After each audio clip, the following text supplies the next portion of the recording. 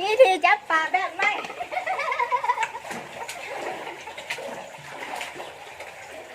เอ้ยได้แล้วตัวนึง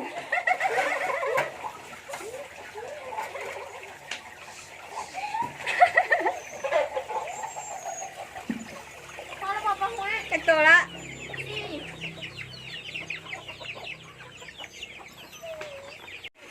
จับปลา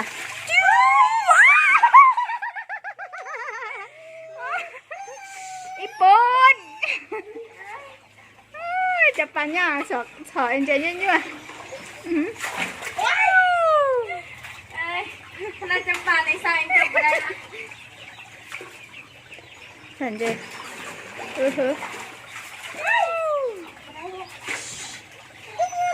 ปล่อยรับจับมา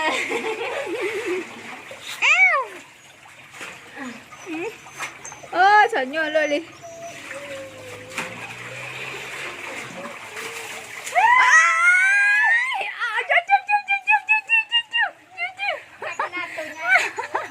โอ้เกาะเนียงมันเนาะจิ้วโอ้ยได้ตัวนี้ละเพราะว่าเราจะน้อยหักเปิดกันเนาะ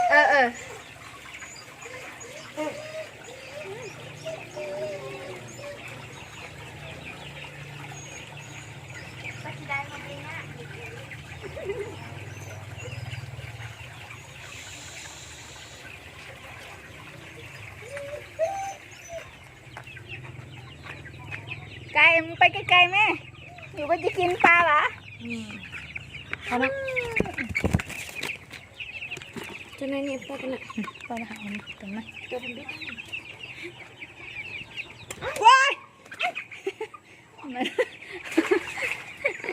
ปลาสีตัวละเนี่ย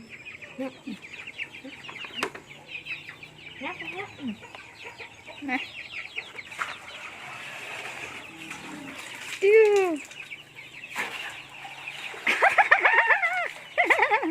จำยางให้ยางว่าเดี๋ยวจับปลากินนี่ก็ได้มันขอจับตัวง่ายๆนี่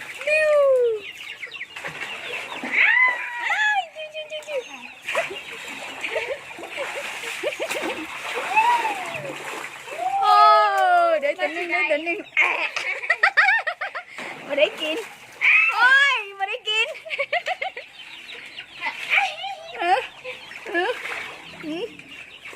น้ำน้อยนี่คือเอาไข่เนาะ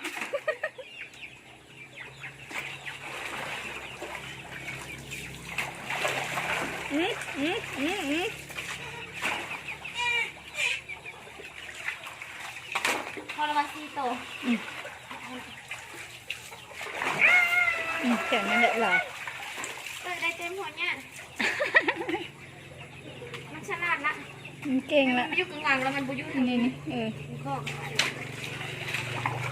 โอ้ยเดี๋ยวนี้เราเห็นละน้ำน้อยเราเห็นละจิ้วไม่ได้กินจิ้วเกือบโอ้ยแล้ว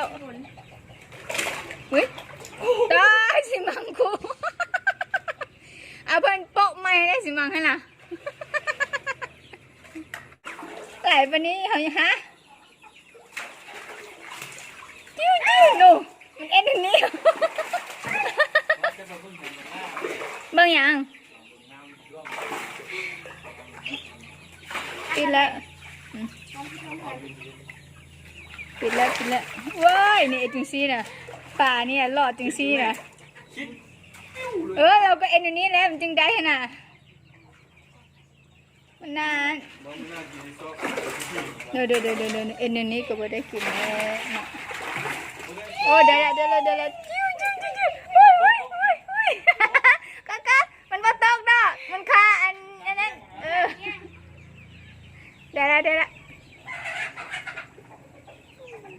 โอ้เตาละจีหน่อยขัด